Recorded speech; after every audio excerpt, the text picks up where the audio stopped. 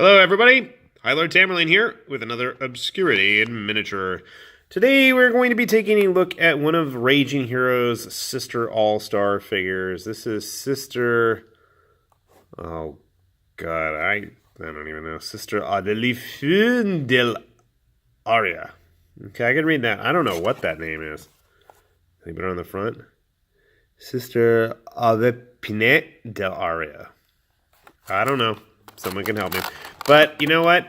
I really like this model. I really wish I had gotten their Dia de los Muertos one with the cool sombrero, but I didn't.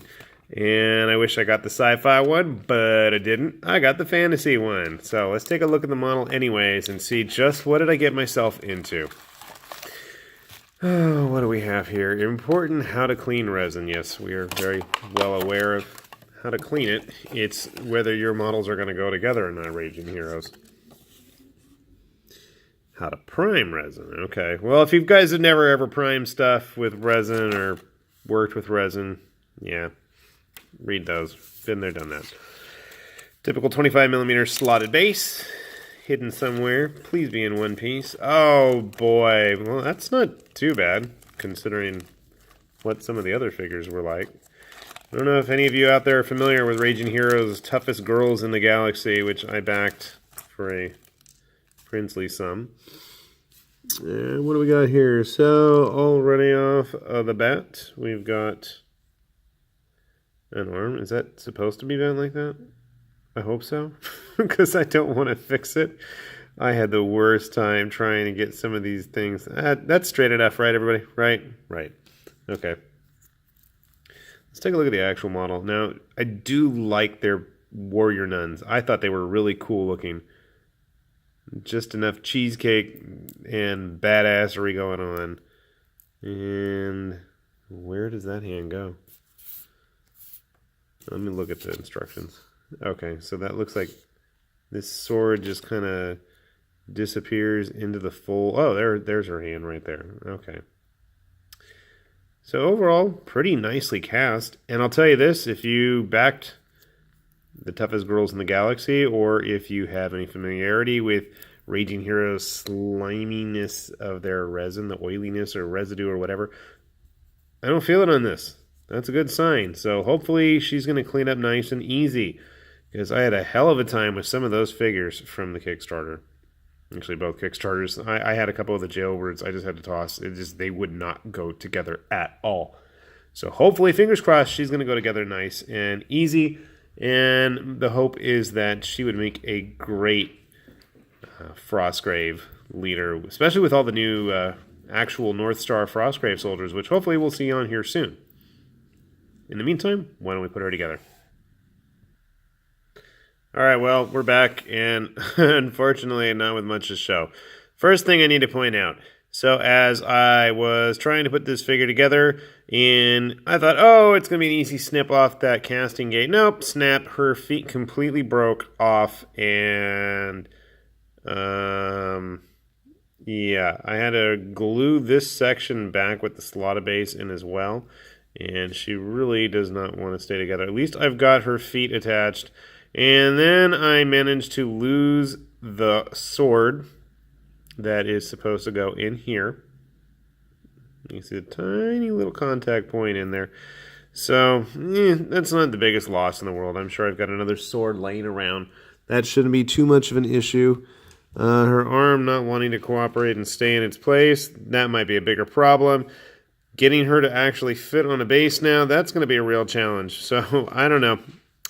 Once again, I really like the design of these Raging Heroes figures, but they are so much of a hassle trying to put together.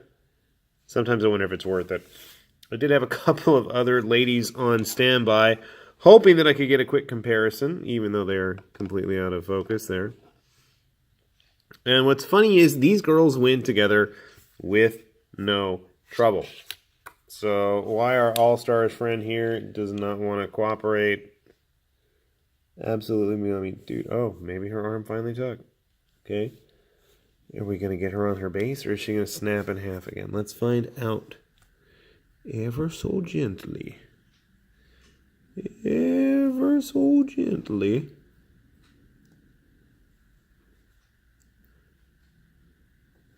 Oh, we did it. We did it. Inner arms in the right position. God darn it. We'll keep the language rated G for now. We'll wait till the kids go to bed. The swearing will really begin. So, funny enough, she looks kind of short compared to the rest of the ladies there, doesn't she? That is not something I expected. Maybe it's just my imagination. She is all the way on the base there. And it's not like, besides having the sword isn't going to make her any taller. So that's just kind of weird. I really didn't expect that. Let's see if I can grab my GW guys. Now, those two look pretty well in scale with each other.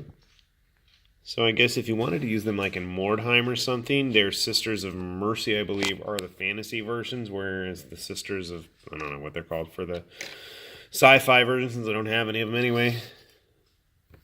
And there is a bit of a size discrepancy there. I also was curious how they'd stack up to War Games exclusives, Warrior Sisters. And they actually look like they fit in pretty well. I was thinking of using our fantasy lady here, Sister Del Aria, as some sort of an assassin or something in a kill team with my War Games exclusive Sisters of Battle. At least till GW gets off their butts and makes some. So, nice looking figure, nice concept, poor craftsmanship or design work or resin or something. Poor builder on my part, maybe? I don't know.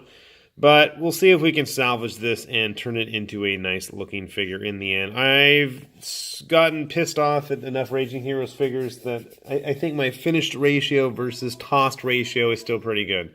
So with that, the phone is starting to ring. This has been High Lord Tamberlane with Obscurities and Miniatures saying, I gotta go now. Bye-bye.